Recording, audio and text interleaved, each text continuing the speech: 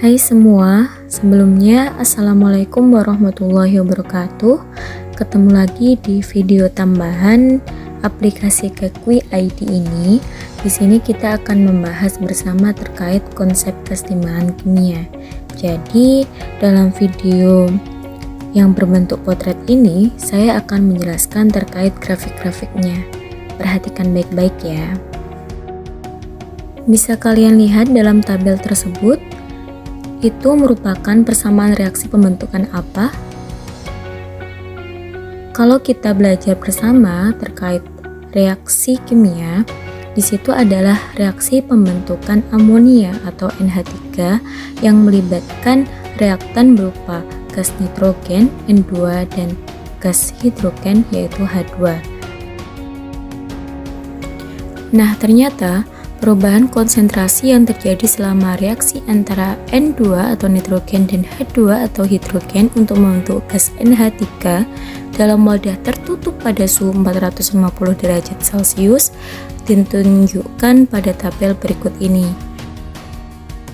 Dalam tabel tersebut dapat kita ketahui bahwasanya ada data berupa waktu mulai dari 0 detik sampai dengan 20 detik.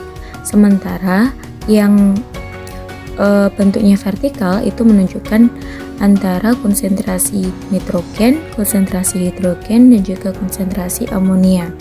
Sekarang kita lihat di situ ada pembagian warna, di mana ada warna yang lebih merah, ada yang warnanya setengah coklat, dan ada pula yang coklat muda. Selanjutnya ada 3 poin pertanyaan di mana kita bahas satu persatu dimulai dari yang pertama.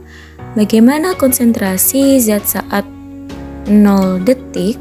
Sekarang kita lihat 0 detik di mana N2 mula-mula itu konsentrasinya adalah 3 mol per liter.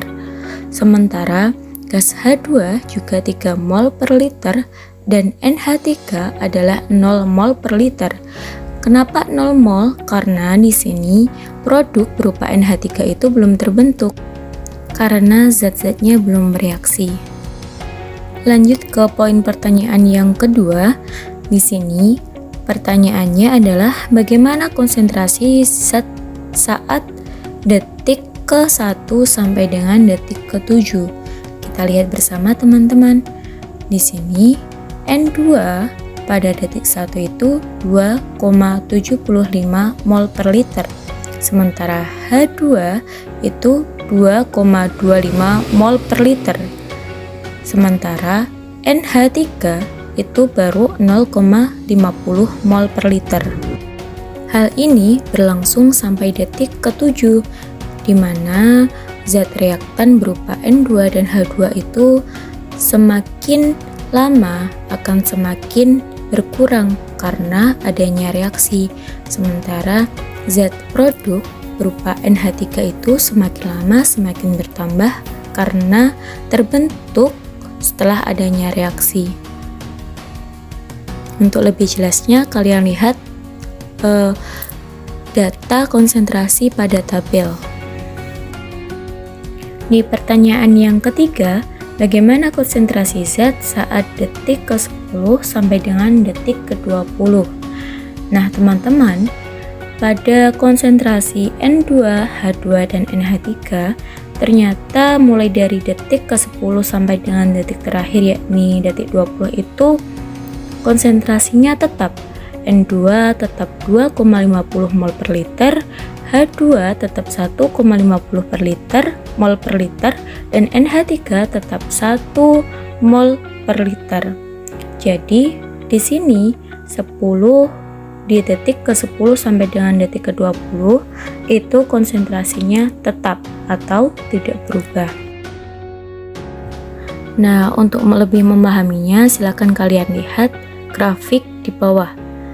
Di situ grafik yang garis biru menandakan konsentrasi dari nitrogen, grafik berwarna merah menandakan konsentrasi dari hidrogen, dan grafik hijau itu menandakan konsentrasi dari NH3.